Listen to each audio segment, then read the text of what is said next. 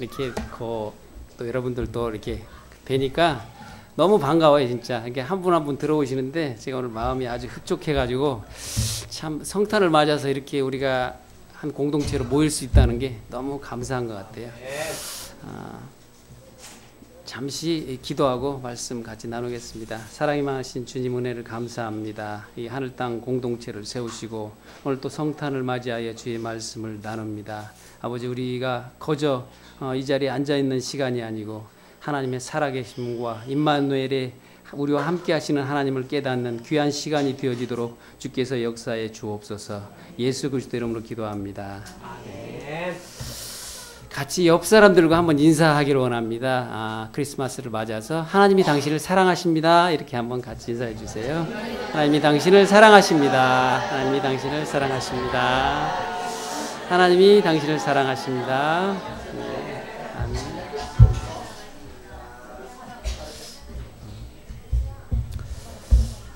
저는 개인적으로 27년 만에 돌아와서 한국에서 성탄을 맞습니다. 참 감회가 새롭고요.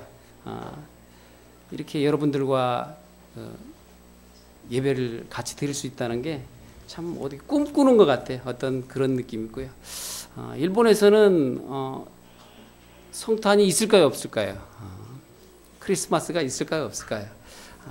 그 나라도 이 기독교 인구는 정말 적지만 0.5% 정말 보이지도 않는 인구가 있기 때문에 적지만 오히려 한국에 와보니까 성탄 추리는 일본이 더 화려한 것 같아요. 곳곳마다 너무 예쁘게 이렇게 장식을 하고 백화점 이런 데 가면은 선물들로 넘쳐나는 그런 것 같아요. 오랜만에 한국에 돌아와서 그런지 오히려 크리스마스 추리도 너무 없는 것 같고 크리스마스 기분이 좀 덜 나는 것 같다, 그런 생각이 좀 들었어요. 근데 가장 중요한 거는 그것이죠. 우리가 성탄을, 크리스마스를 맞아서 그 안에 우리를 위해 오신 예수 그리스도, 그분이 있느냐 없느냐가 가장 중요한 성탄의 키포인트겠죠. 한국이 이제 국민소득 3만 불을 바라보는 그런 선진국이 됐다고 하는데, 제가 와서 보는 한국은 그렇게 여유롭고 기쁨이 있는 그런 사회는 아닌 것 같아요. 뭔가 쫓기고, 어떤 면에서 보면 살아가는 개인들이 방향이 없이 그저 그냥 바쁘게 쫓겨가는 듯한 그런 삶을 살고 있는 것이 아닌가 하는 생각을 하게 됩니다.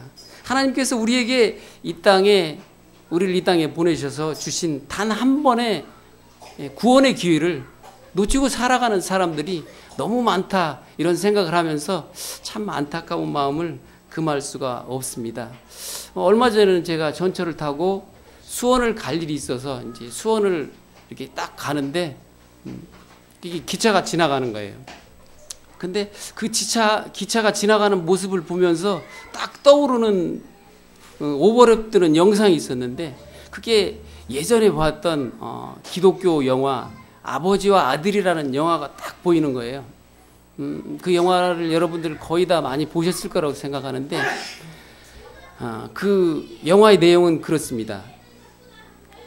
한 아버지가 있었어요. 그 아버지는 어떤 일을 하는 사람이냐면 큰 강에서 그 철교를 내렸다가 올렸다가 스위치를 눌러가지고 이런 일을 하는 거예요. 그러니까 큰 강이기 때문에 배가 지나갈 때는 그 다리가 철교가 있어서 못 지나가니까 그거를 올려주고, 또 기차가 오면 그걸 내려주고, 이런 일을 하는 직업을 가진 분이었어요. 근데 어느 날 그 아들이 학교가 쉬는 날이었는데, 초등학교 한 4, 5학년 되는 아들이 있었어요. 근데 그 아들이 학교가 쉬는 날이었는지 아빠가 일하는데 좀 놀러 가고 싶어, 이렇게 얘기를 한 거예요. 그래서 아들을 데리고 그 일하는 곳에 왔어요.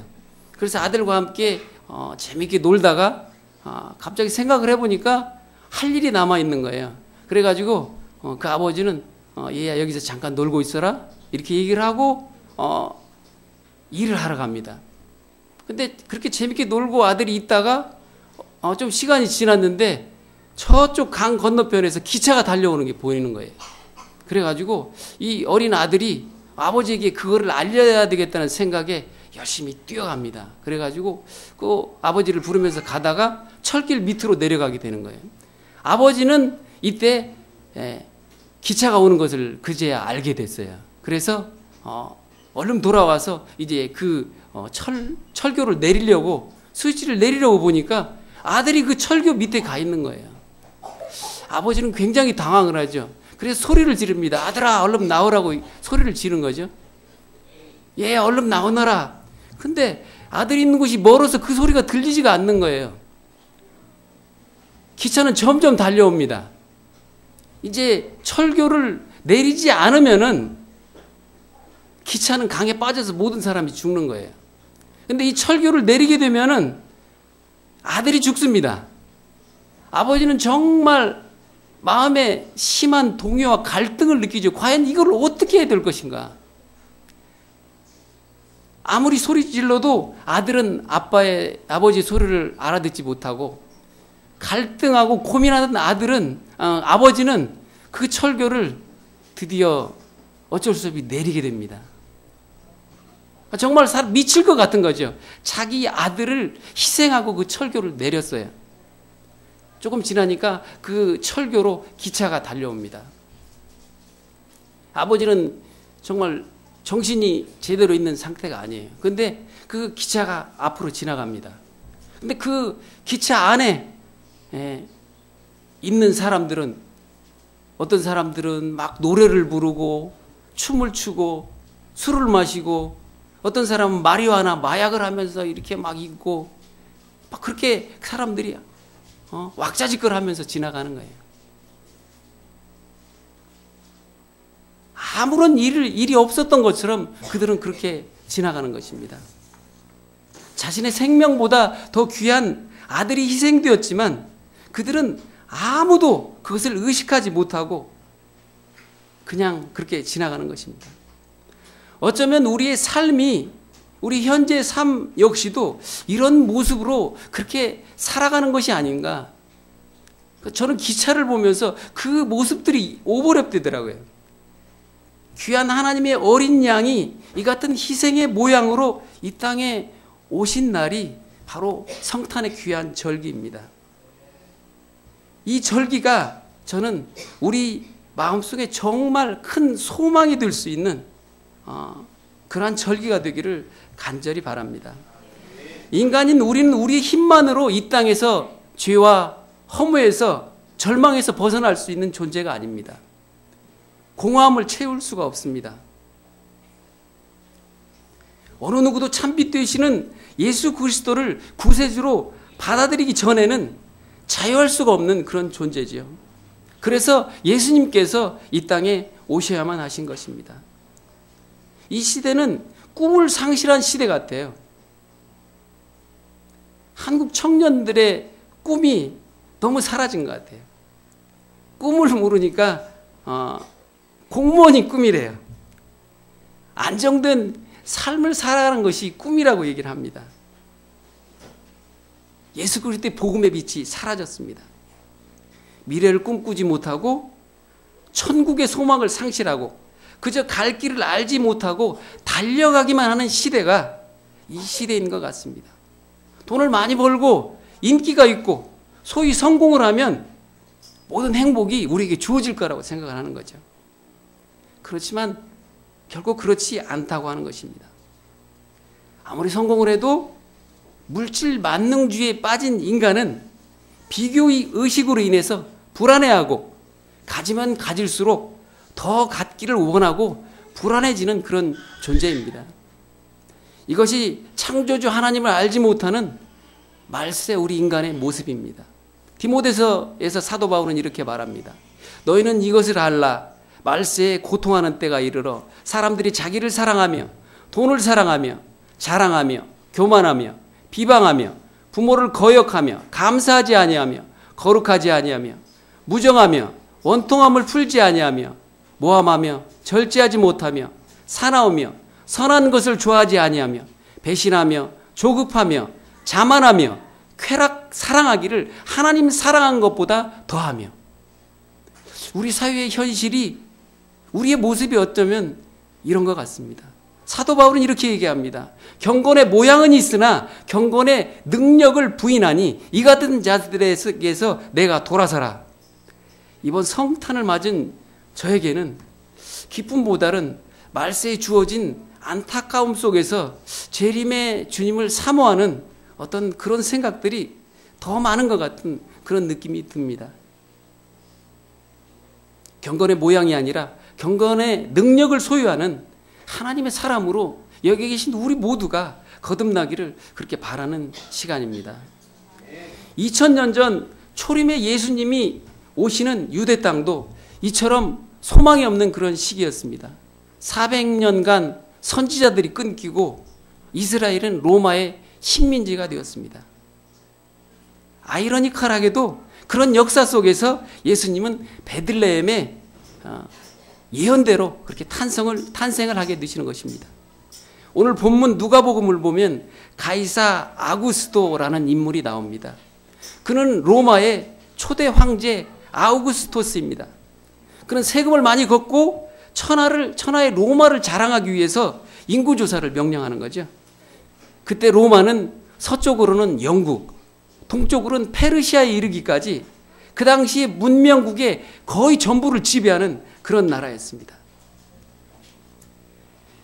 인구조사의 명령이 떨어지자 호적을 하러 태어난 곳에 모두 돌아가야만 했기 때문에 갈릴리에 살던 요셉과 마리아는 호적을 하러 유대 땅 베들레헴에 돌아가야만 했습니다. 마리아는 이미 예수님을 잉태하고 있었고 그 여정의 베들레헴에서 예수 그리스도가 태어나심으로 미가서 5장의 예언의 말씀이 이루어지는 것입니다. 베들레헴 에브라다야, 너는 유다 족속 중에 작을지라도 이스라엘을 다스릴 자가 내게서 내게로 나올 것이라. 그의 근본은 상고에 영원에 있느니라.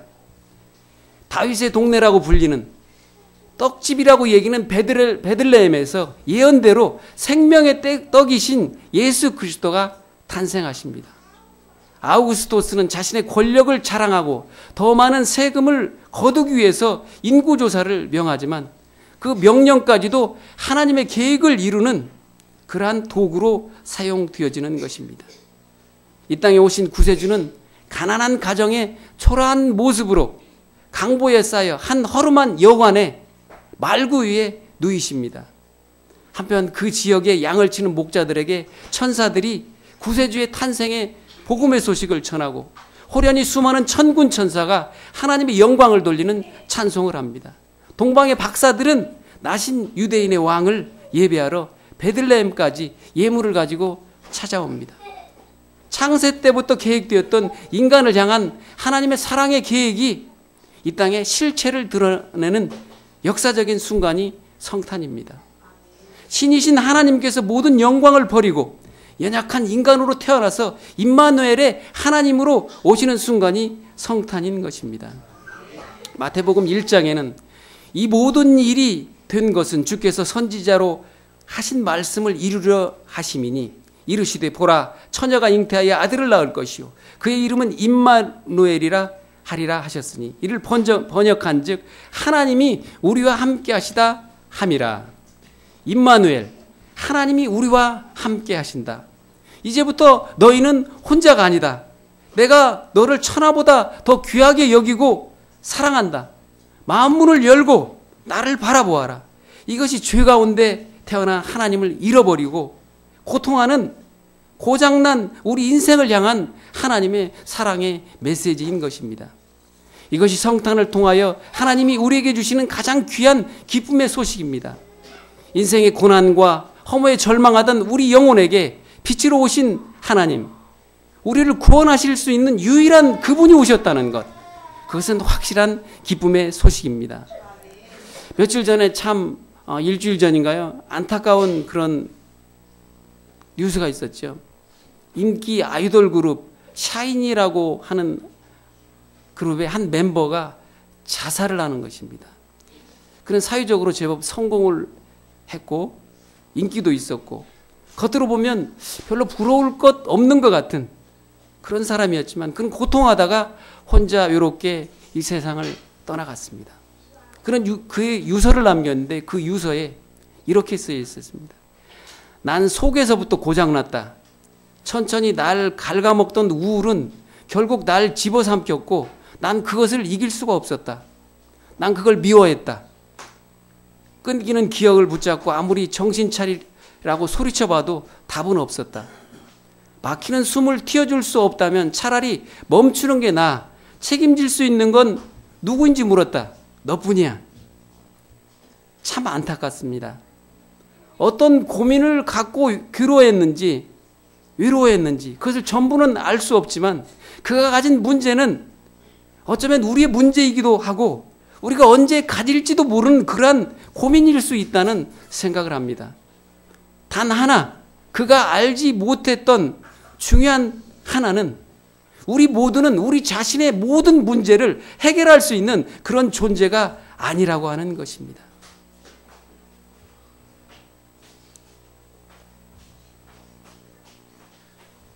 죄송한데 유리야 거기 안경 있니? 죄송합니다. 안경을 놓고 왔더니 잘 안 보여가지고요 제가.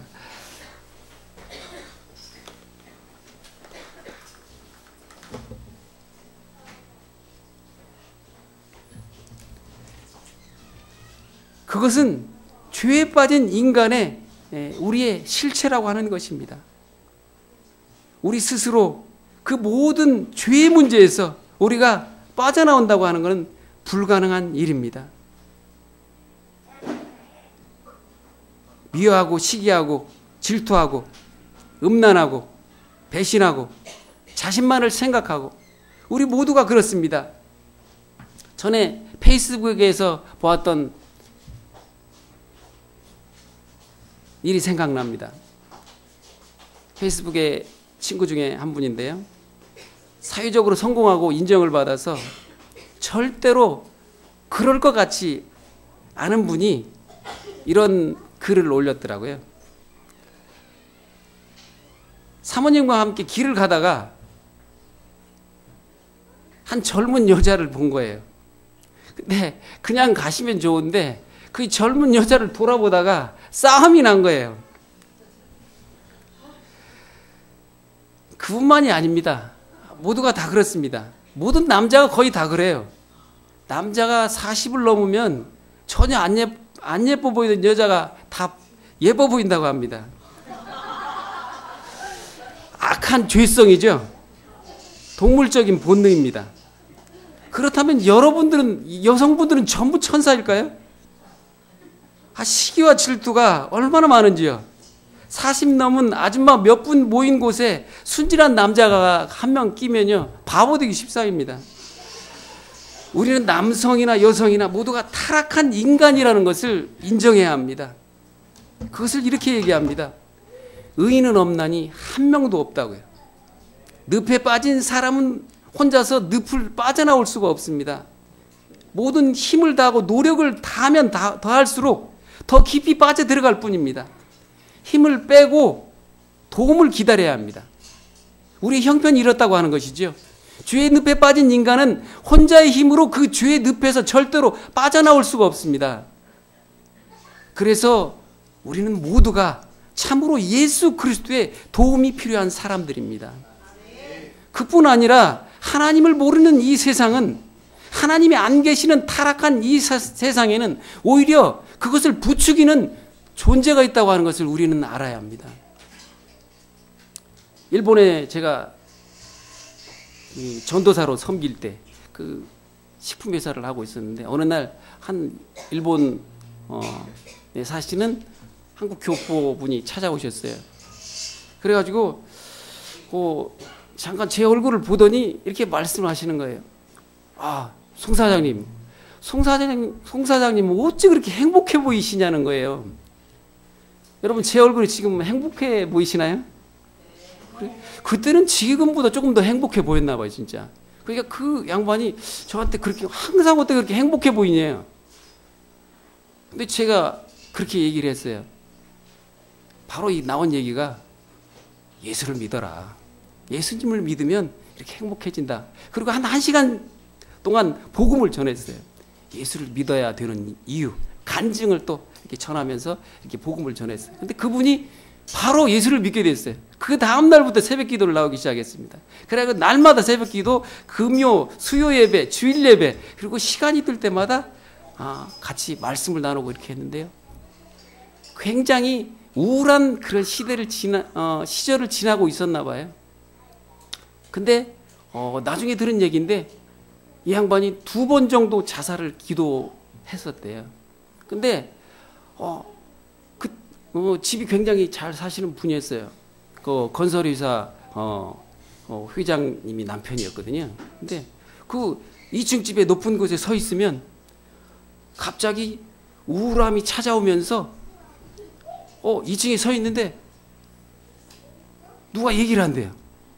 야, 너 왜 사냐? 네가 무슨 희망이 있어? 너 죽어. 뛰어내려, 거기서. 뛰어내려. 이렇게 얘기를 한다는 것입니다. 마귀가 그렇게 얘기를 하는 거예요. 여러분, 이거는 실제입니다. 거짓말이 아니고 실제 그래요. 마귀는 우리를 그렇게 유혹하고 절망의 구렁텅이로 밀어넣는 존재죠. 우리는 우리 힘만으로 이 모든 어려움 속에서, 고민 속에서, 우리 죄의 늪에서 우리는 헤어날 수 있는 존재가 아니라는 것을 알아야 합니다. 우리는 돕는 존재가 절대로 필요합니다. 예수 그리스도가 필요합니다. 우리 힘만으로는 불가능합니다. 그래서 그분이 우리에게 오신 것이죠. 누가복음 4장은 이렇게 얘기합니다. 주의 성령이 내게 임하셨으니 이는 가난한 자에게 복음을 전하게 하시려고 내게 기름을 부으시고 나를 보내사 포로된 자에게 자유를, 눈먼 자에게 다시 보게 함을 전파하며 눌린 자에게 나를 자유롭게 하고 주의 은혜의 해를 전파하게 하려 하심이라 하였더라. 그래서 우리를 구하러 오신 분이 바로 우리 구세주 예수 그리스도입니다. 그분만이 우리를 도우실 수 있는 능력이 있는 분입니다. 그분이 우리를 도우십니다. 내 손을 제발 잡아라. 벼락 밑을 바라보지 말고 하늘을 바라봐라. 힘들지만 너는 할 수 있다. 내가 너와 함께하리라. 내가 너를 진심으로 사랑한다. 지나가는 세상만 바라보지 말고 천국의 소망을 가져라. 영원한 세상을 바라봐라. 이번 성탄을 맞는 우리 가슴에 주님의 사랑의 파편이 꽂혀서 우리 마음에 이 천국의 소망이 가득 차기를 간절히 바랍니다.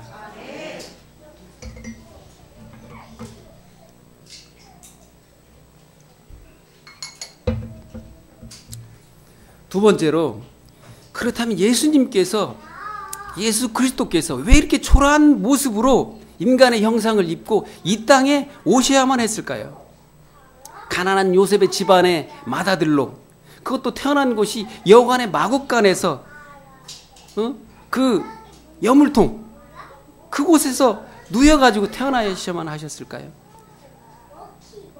그 이유가, 저는 가만히 생각하면서 이런 생각을 했습니다. 혹시 죄에 빠지고 하나님을 기억지도 않고 마음의 문을, 하나님 믿기를 거절하는 마음 문을 닫아버린 우리에게, 우리와 소통하기 위해서 그 인간이라는 초라한 모습으로 이 땅에 오신 것은 아닐까? 예수 그리스도는 우주를 창조하신 하나님이십니다. 여러분, 우주가 얼마나 큰지 생각해 보신 적이 있어요? 태양이 얼마나 클 거라고 생각하십니까? 태양이 지구하고 비교해서 얼마나 클 거라고 생각해요? 한 10배 늘 것 같아요? 한 100배? 태양이, 과학자들은 지구의 100만 배가 된다고 합니다. 근데 그 태양보다도 우주에는 더 큰 별이 엄청 많이 있다고 하는 얘기예요. VV10A라는 별이 있는데 이 별은 태양의 100만 배가 되는 별이래요. 우리로서는 상상을 할 수 없죠.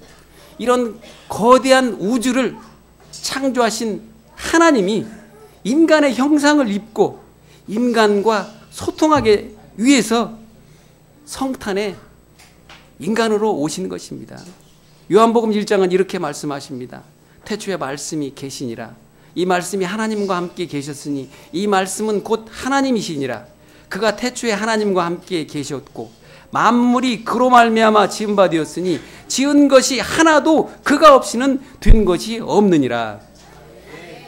그분 하나님이 연약한 인간을 입고 이 땅에 오신 것입니다. 그분은 본래 하나님의 영광의 본체이십니다.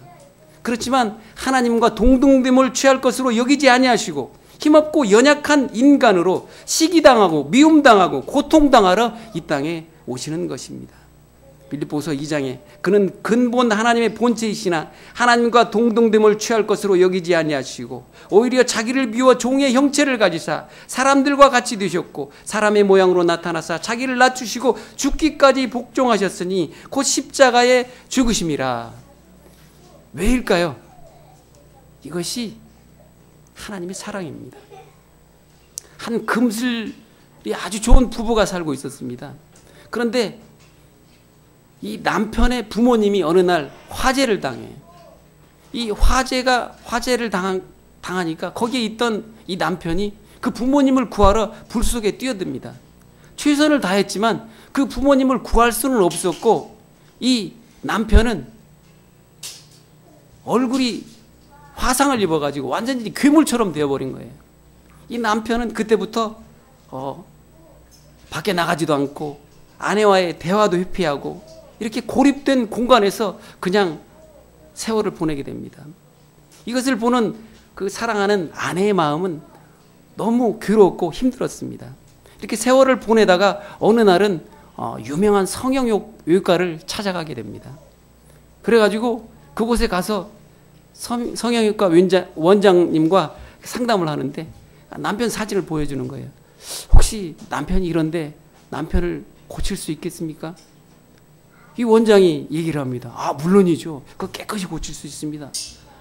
이 얘기를 하면 상담을 갔던 그 아내는 너무 기뻐해야 되는데 그렇군요 라고 얘기를 하면서 근데 남편이 오지 않을 거예요 라고 얘기하면서 이 원장에게 간절히 부탁하는 것이 있었습니다. 남편은 절대로 이곳에 오지 않을 거니까 그렇다면 혹시 제 얼굴을 이 남편의 사진의 얼굴과 같이 고쳐줄 수 있나요? 원장은 절대로 그거는 불가능하다고 얘기를 했습니다. 그리고 며칠이 지났습니다. 그 의사는 그녀의 집을 방문을 해서 노크를 합니다. 꽝꽝꽝. 역시 대답이 없습니다. 이 의사는 소리쳤습니다. 당신의 얼굴을 내가 고칠 수 있어요. 그래도 대답이 없습니다. 이 의사는 다시 얘기를 합니다. 그러면 당신 그 아내 얼굴을 당신 얼굴하고 똑같이 만들어 줄 거예요. 그렇게 수술할 겁니다. 이렇게 얘기를 하니까 그 남편이 문을 열고 나왔습니다. 그는 수술을 받았고 그 가정은 회복되었다고 하는 것입니다. 이렇게 불통하는 자기밖에 모르는 인간을 하나님이 사랑하셔서 이 땅에 오셨다고 하는 것입니다. 인간이 되시지 않고는 인간을 이해할 수 없고 인간이 되지 않고는 인간의 죄를 대속할 수 없었기 때문에 이 땅에 오신 것입니다. 하나님이신 예수 그리스도께서 우리의 마음을 얻으러 이 땅에 오신 것입니다. 예수님은 이 땅의 삶 속에서 모든 인간의 희노애락을 다 경험하셨습니다. 죄는 없으시되 십자가의 지심으로 우리의 모든 죄를 대속하셨습니다. 말씀 한 장만 같이 보겠습니다. 히브리서 4장 14절부터입니다. 히브리서 4장 14절부터 16절까지. 히브리서 신약 성경입니다.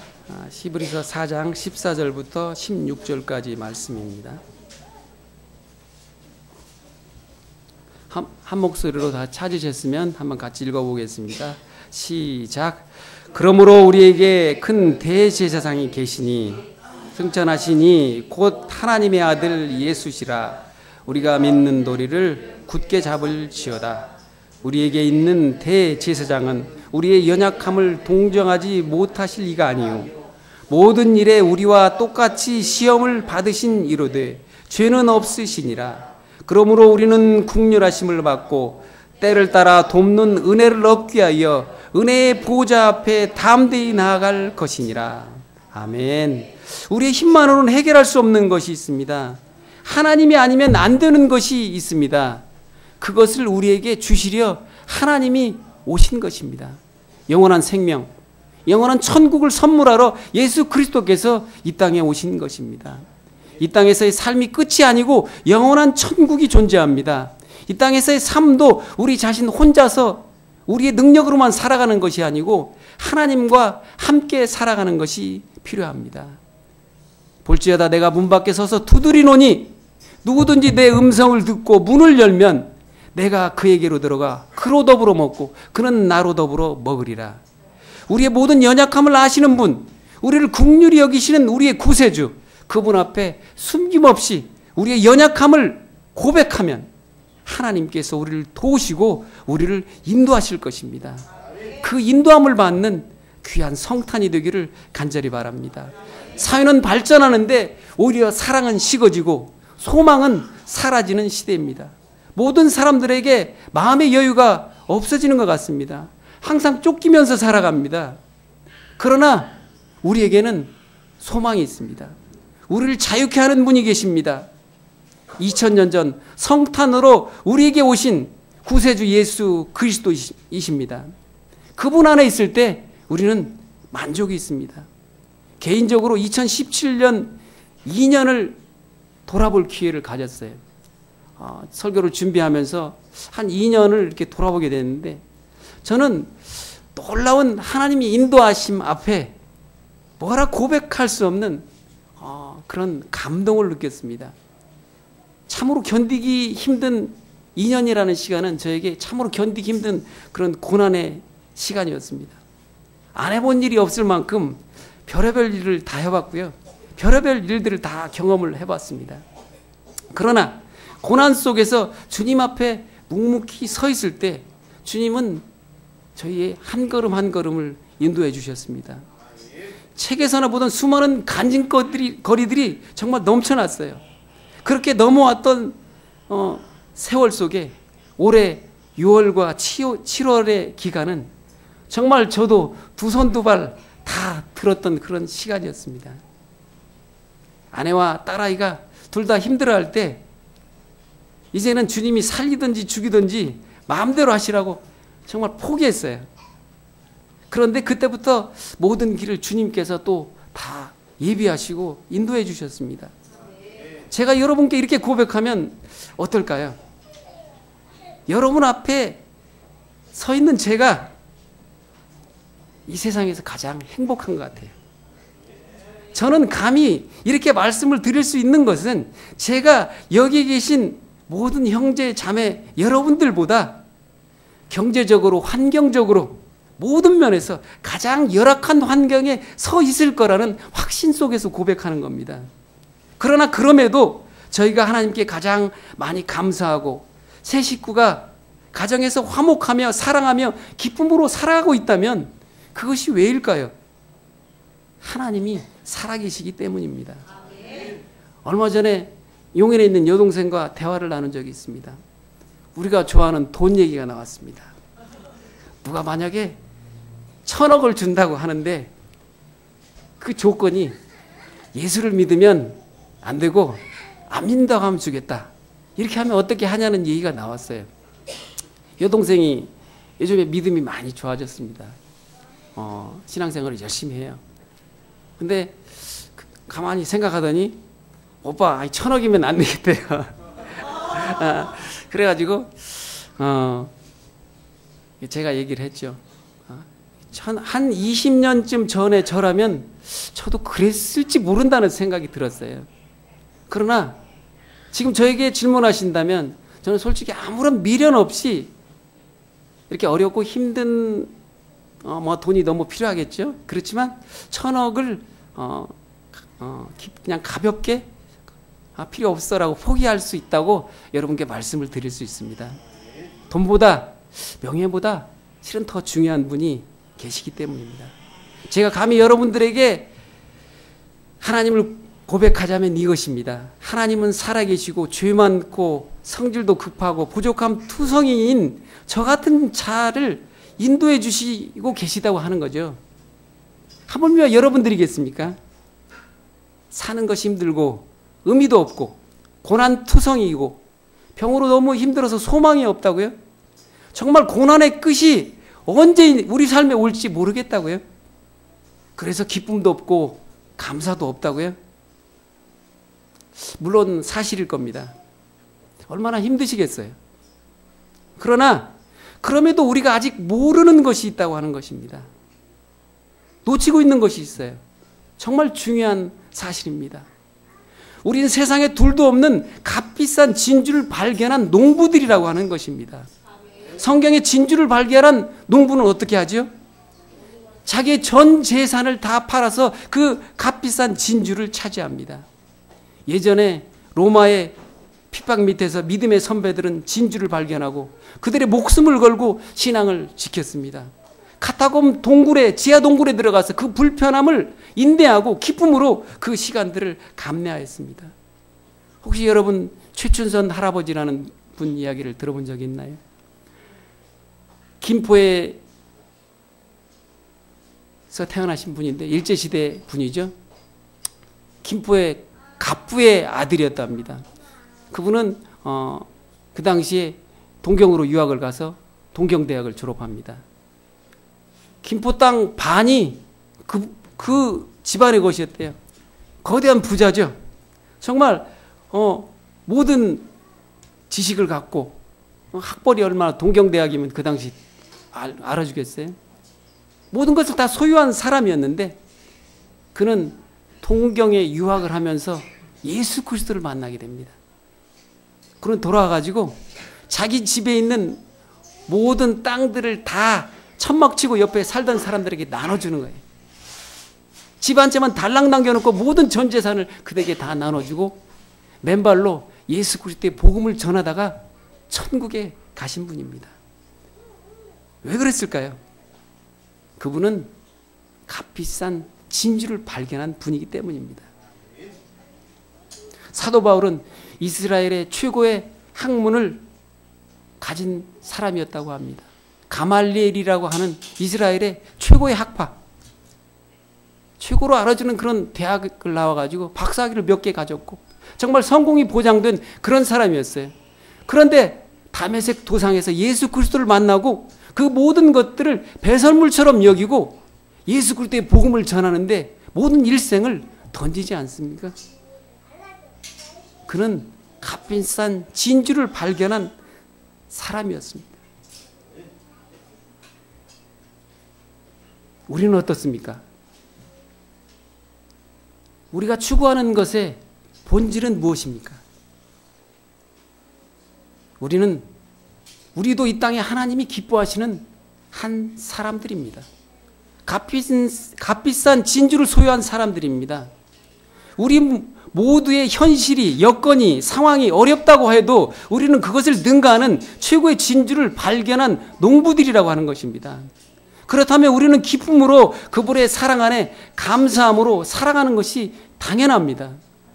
그리고 그 사랑의 감격이 이제 우리 가정과 공동체 안에 넘쳐나야만 합니다.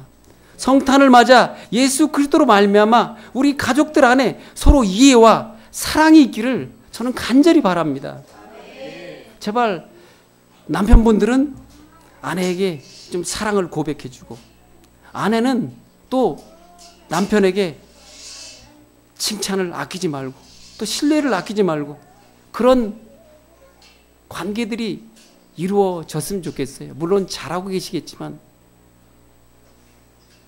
그런다고 남편분들이 다른 여자한테 가서 사랑을 고백하면 안 되고요. 그래서 토끼 같은 사랑스러운 아내에게 이렇게 고백을 하자는 얘기입니다.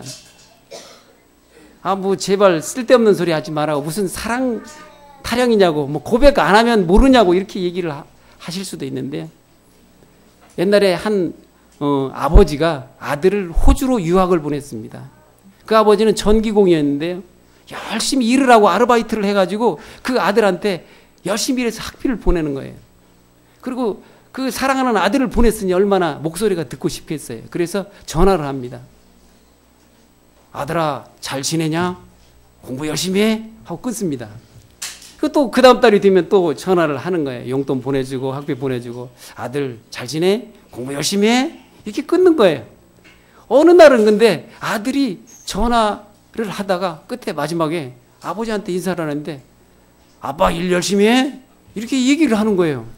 이게 아버지가 갑자기 황당해가지고 약간 화가 나가지고 야, 너 물은 아버지한테 무슨 버릇이 그래? 이렇게 얘기를 한 거예요. 아빠는 나한테 항상 공부 열심히 하라고 하잖아. 나도 그래서 아빠한테 일 열심히 하라고 하는 거야. 아빠 나한테 좀 사랑한다고 얘기를 해주면 안 돼? 이렇게 얘기를 하는 거예요. 야, 내가 너 사랑하는 거 모르냐? 얼마나 너를 많이 사랑하는데 이렇게 얘기를 했대요. 사랑한다고 얘기 안 하면 모르지. 내가 어떻게 알아, 아빠? 표현을 해야 사랑을 알 수 있다고 하는 거죠. 또 이런 얘기가 있어요. 너무 길어져서 이제 이걸로 끝날 건데요. 아직도 되게 많은데 끝낼 거예요. 근데 한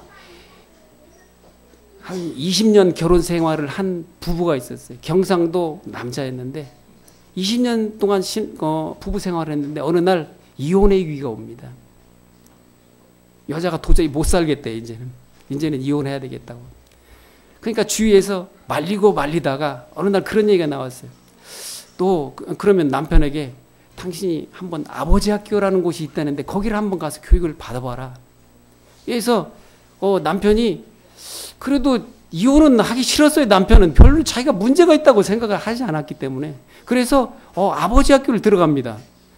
들어가면서 생각을 했어요. 아니, 나 같은 남자가 세상에 어디 있어. 돈 잘 벌어다 주고 또 뭐 바람 핀 것도 아니고 무슨 문제가 있다고 이런 얘기를 하는 거야 하면서 내가 하려면 거기 가서 강사를 해야 된다. 이렇게 인생을 살아야 된다. 이런 생각을 하면서 거기를 들어간 거예요.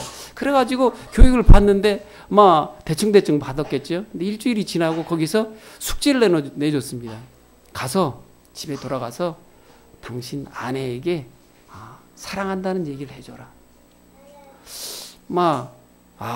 처음 듣는 그 남자로서는 쉬운 일은 아니겠죠. 또 경상도 남자가 무뚝뚝하다고 얘기를 하잖아요. 이 남자가 굉장히 고민을 하면서 집으로 왔어요. 그래가지고 숙제를 하기는 해야 될 것 같으니까 찬스를 노리는 거죠. 그래가지고 이제 보다가 망설이다 시간이 다가오니까 어쩔 수 없이 얘기를 했어요. 이 와이프가 아내가 저쪽에 있는 편을 봐가지고 여보 사랑해? 얼른 잽싸게 얘기를 했어요. 그랬더니 이 아내가 갑자기 돌아보는 거예요. 이게 딱 그 얘기를 듣고. 그러니까 깜짝 놀래가지고 이 남편이 한 얘기가 이거 그 아버지 학교 숙제야 이렇게 얘기를 했어요. 그리고 이게 시간이 이제 그대로 넘어갔죠. 일단 숙제는 끝난 거잖아요. 그래 아버지 학교가 교육을 받는데 다음 주에 또 이제 시간이 지났는데 아버지 학교에서 또 숙제를 내주는 거예요. 여러 가지 이 교육을 받고 얘기를 들으면서 자기가 너무 자기만 생각하고 강압적이었고 여러 가지 또 그 아내를 사랑하는 표현하는 그런 문제들이 너무 안 돼 있었구나라는 것을 생각을 하게 됐어요. 그래서 숙제를 내주니까 이번에는 가서 진짜로 한번 얘기를 해봐야 되겠다. 내가 당신 사랑한다고 얘기를 해봐야 되겠다. 이 생각을 하고 갔어요. 근데 안 하던 말이 쉽게 나옵니까? 가서 또 찬스를 노린 거예요. 노려가지고 직접 보고는 못하겠고 와이프가 이 설거지를 하고 있는 뒤에 가서 와이프를 이렇게 안으면서 찬스를 봐가지고 여보 사랑해 이렇게 얘기를 했어요. 또 이 사랑한다고 뭔가 답이 와야 되는데 아무 답이 안 오는 거예요. 답이 안 오니까 여보 이거 숙제 아니야? 이렇게 얘기를 했어요. 그래도 아무 답이 없는 거예요. 그게 조금 지나니까 아내의 어깨가 들썩 하는 거예요. 이 아내가 감동을 한 거예요. 남편의 이 고백에 정말 마음이 열린 거죠. 그래가지고 이 가정이 이혼했겠습니까? 안 했겠습니까? 이혼하지 안 하고 그 다음부터는 행복하게 이렇게 잘 살게 되었죠. 표현이라는 거 이렇게 너무 중요한 거예요. 소통이라는 거 이렇게 중요한 겁니다. 예수님이 이 소통을 위해서 이 땅에 오셨죠. 아내는 공감과 사랑으로 자라납니다. 남편은 칭찬과 신뢰로 세상을 이겨냅니다.